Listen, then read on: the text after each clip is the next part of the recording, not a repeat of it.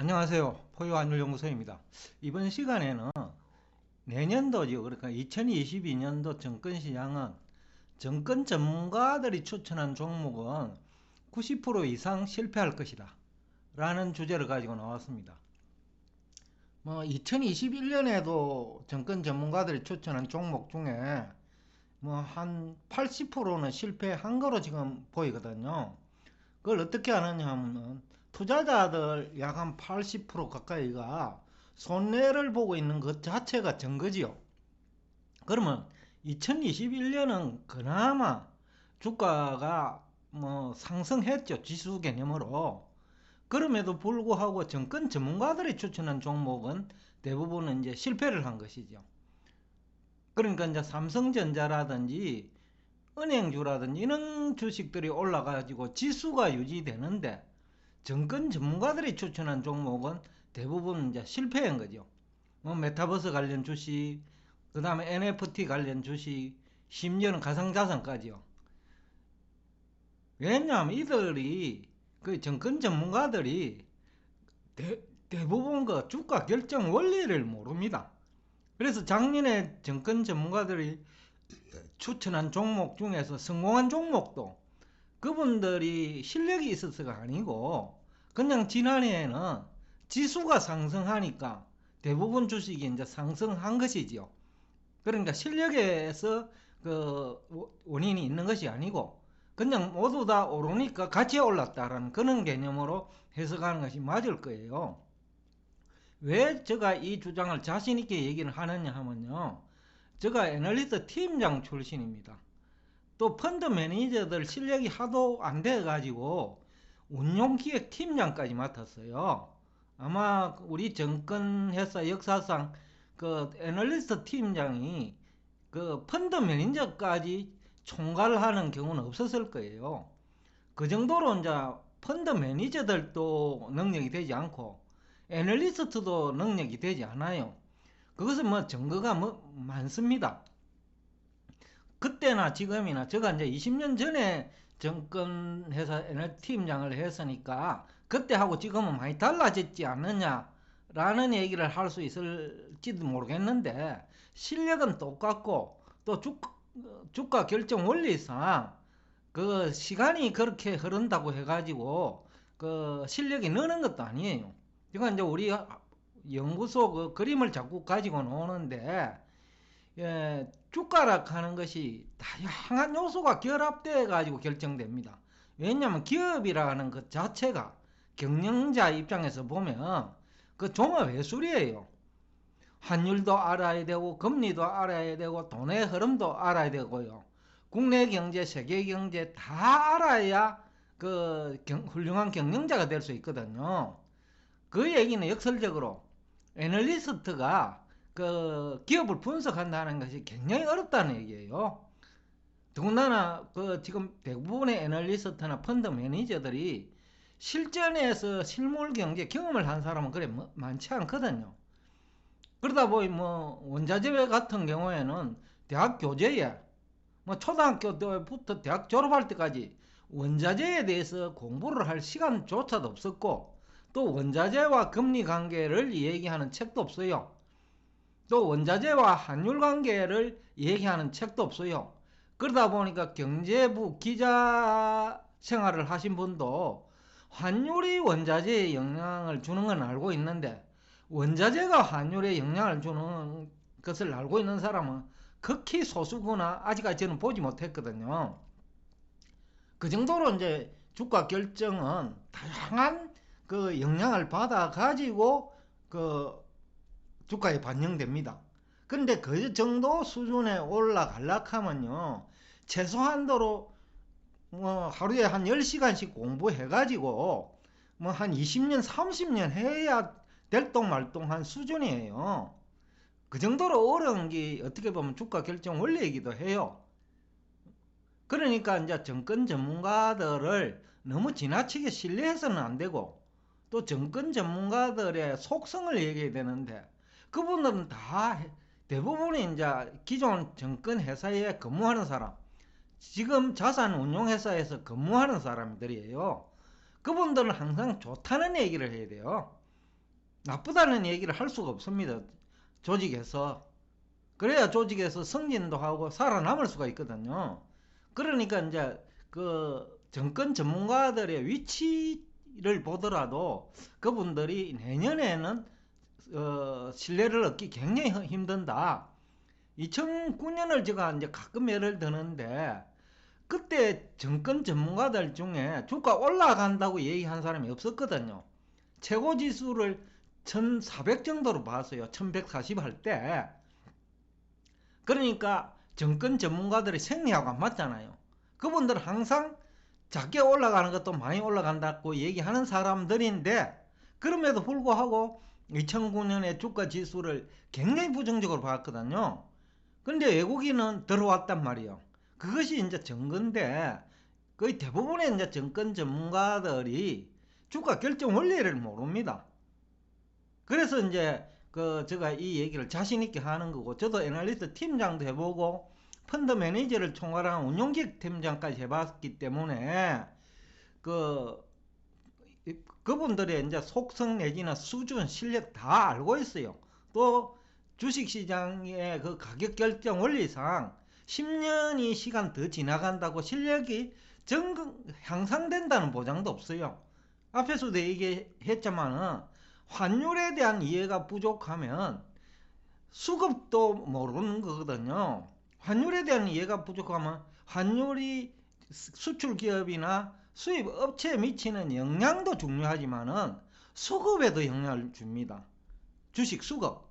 그러니까 화폐에 대한 얘기하고 같은 얘기라는 거죠. 그런데 화폐를 제대로 아는 사람이 국내에 없잖아요. 물론 한국은행 직원들도 화폐를 잘 알 수 있는 위치는 아니에요. 혹자는 뭐 한국에서 화폐를 발행하고 한국에서 화폐를 관리하고 한국은행이 금리 정책을 하니까 한국은행이 화폐 전문가인 거로 착각할 수 있어요. 그렇지만은 화폐는 그 재정학의 영역입니다. 재정 정책하고 관련되어 있다는 거죠. 왜냐하면 국채 발행과 관련되어 있는데 국채를 발행하는 조직은 재정경제부예요. 또 조세를 가지고 국채를 상환하잖아요. 또 조세 정책을 하는데도 재정경제부예요. 또 경제정책을 통해서 화폐 유통 속도를 조절하고 또 금리, 시장금리입니다. 기준금리는 중앙은행이 인상 또는 인하를 하니까 시장금리 상승 또는 유도를 할 수 있는 집단도 재정경제부예요. 그렇기 때문에 화폐는 한국은행에 속한다기보다도 성격이 오히려 정부에 속하는 겁니다. 통상산업부, 국토교통부, 재정경제부, 그걸 총괄하는 게 이제 경제부총리라고 해가지고 재정경제부인데 뭐 금융위원회까지 그만큼 이제 화폐 가치에 영향을 주는 요소는 정부 쪽이 가지고 있는 거죠. 기준금리 인상이나 화폐 정발 자체도 국채 발행을 통해서 또 시중에 유통되는 국채를 매수하는 방법으로 통화량이 공급되기 때문에 그조차도 정부와 협의를 하거든요. 그렇기 때문에 화폐를 잘 알 수 있는 사람은 한국은행에 있어도 화폐 전문가가 되기는 어려워요. 그 대표적인 사례가 지난해입니까? 2020년이죠. 한국은행 총재께서 화폐 개혁을 얘기한 거죠. 그 얘기는 화폐가 실물 경제와 금융시장에 미치는 영향을 모르기 때문에 그런 말씀을 하시는 거거든요. 그 얘기는 한국은행 직원들도 화폐에 대한 이해가 부족한 위치에 있는 사람이다. 화폐를 잘 알기 어려운 위치, 알기 쉬운 위치에 있지 않다라는 얘기가 가능하고 정권 전문가들은 더 마찬가지입니다. 환율이라는 분야를 경험할 기회도 없었단 말입니다. 한국 환율을 이해하는 것은 은행 외환딜러도 아니에요. 오히려 대기업에서 수출이나 수입을 하는 사람들이 더 많은 경험을 해요. 그러니까 직접 경험자도 그분들이라는 거고 또 환율에 관련 책을 보더라도 수준을 보면 그저 용어 해설 정도 하는 책들이 많거든요. 그거는 전문가가 하는 건 아니에요. 전문가는 응용 능력이 있어야지 용어 해설하는 것이 아니다라는 거죠. 실제로 그 외환 전문가로 활동하시는 분들 중에서도 환율과 주가 관계 제대로 아는 사람 없거든요. 그걸 알기 위해서는 화폐를 알아야 되는데 화폐를 대부분 중앙은행이 공급하는 거로 알고 있다는 거죠. 또 우리가 사용하는 화폐는 총통화인데 대부분 중앙은행이 공급하는 통화량을 가지고 화폐 가치가 하락하니 또는 상승하니 이 얘기를 하고, 또 미국 통화량 증가는 다른 나라 통화량 증가를 수반할 수밖에 없는데 미국 통화량만 얘기하는 거죠. 또 미국은 기축 통화 국가이기 때문에 그 다른 나라 경제 성장에도 기여해야 합니다. 또 미국은 기축 통화 국가이기 때문에 다른 나라 통화를 흡수하기도 합니다. 그러니까 이만큼 복잡한 거예요. 그 외환시장이. 화폐도 복잡한 거예요. 재정 적자는 안닿고 통화가치 떨어지는 거 아니에요. 그런데 대부분의 경제학을 전공한 사람은 재정 적자를 마치 화폐가치 떨어지는 굉장히 중요한 요소로 또 인식하거든요. 바로 그런 것들. 그러니까 화폐 가치는 화폐를 발행한, 결국은 이제 국채 발행인데, 그러면 국채 상환 능력하고 관계되어 있는 거예요.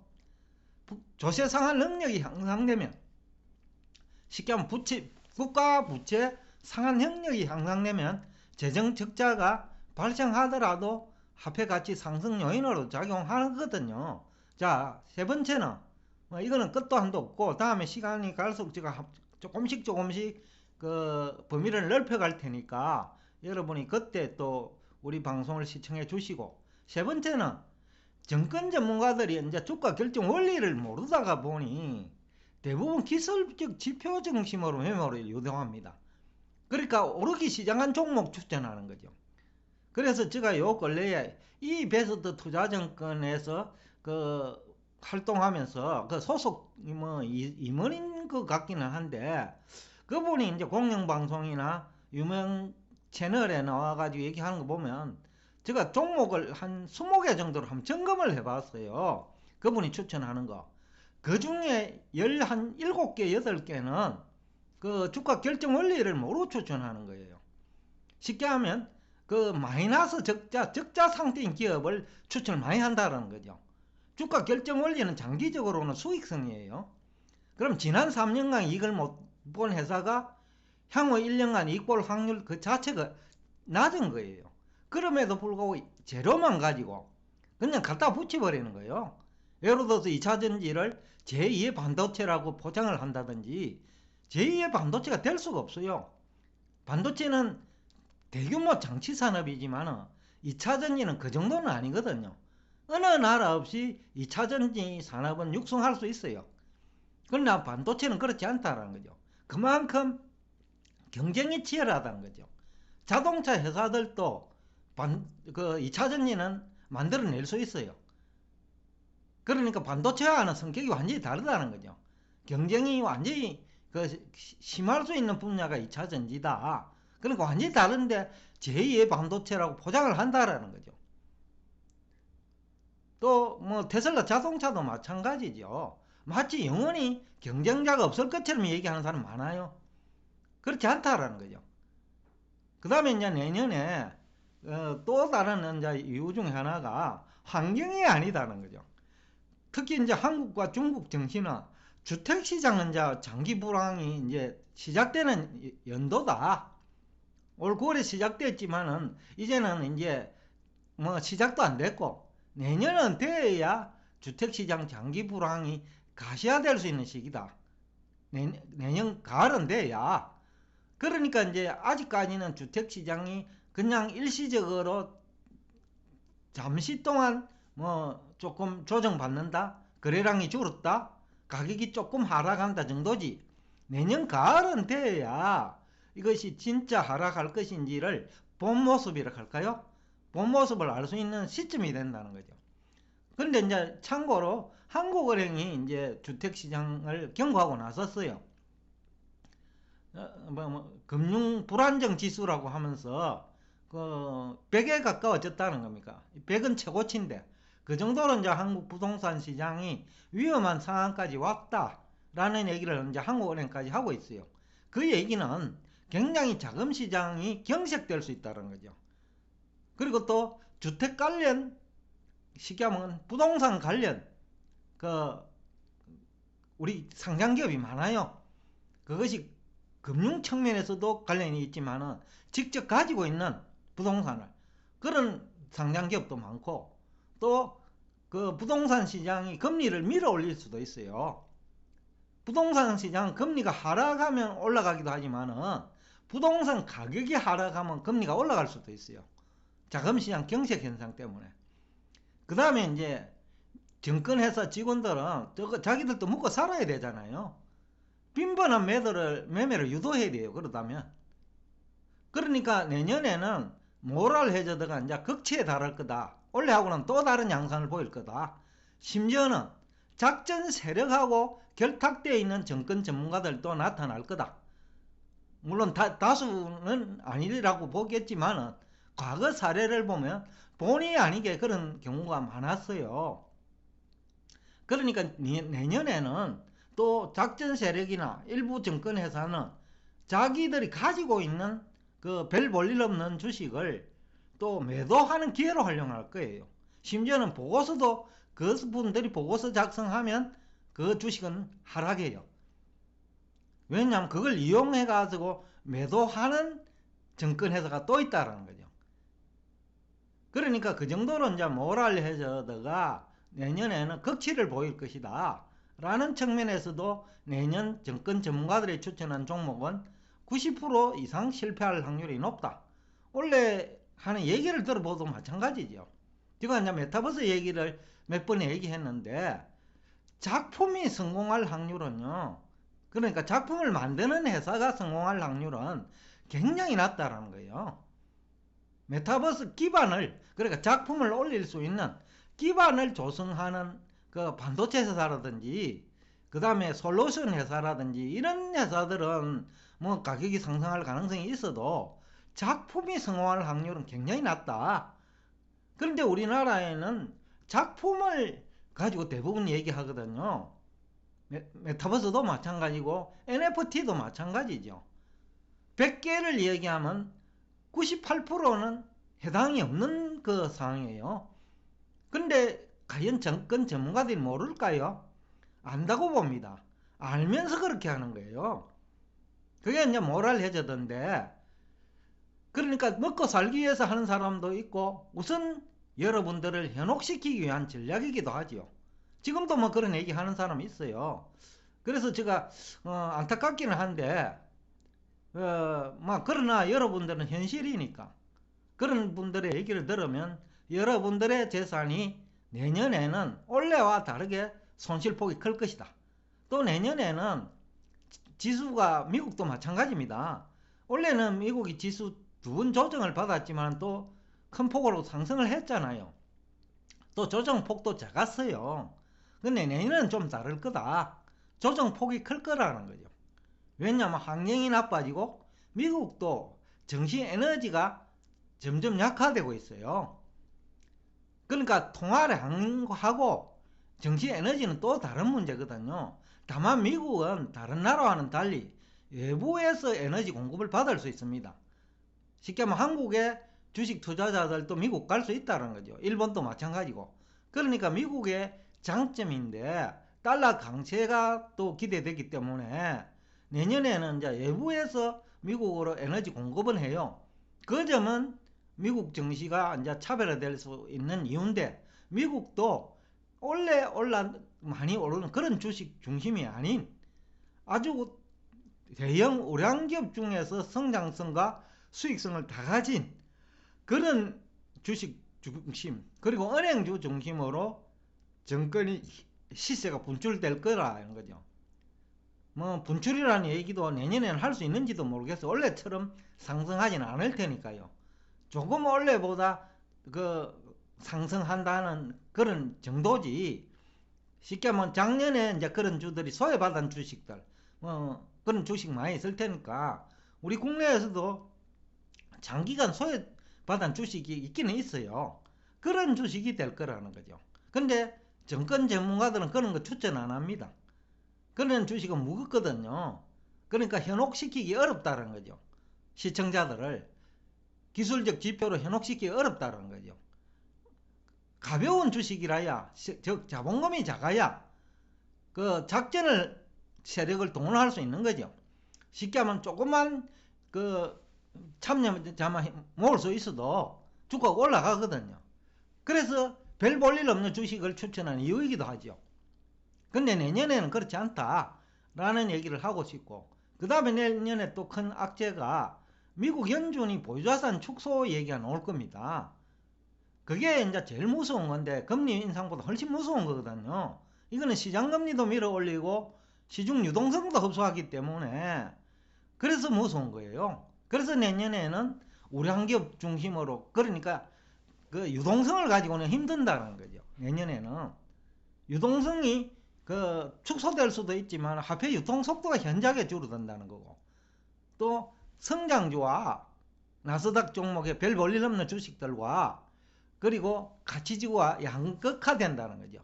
그래서 내년에는 또 불확실성이 큰 만큼 MMF 시장으로 자금 이동이 원래보다 더 많이 증가할 거예요. 이 또한 악재인데, 그 다음에 마지막으로 이 디지털 화폐가 간단한 게 아니에요.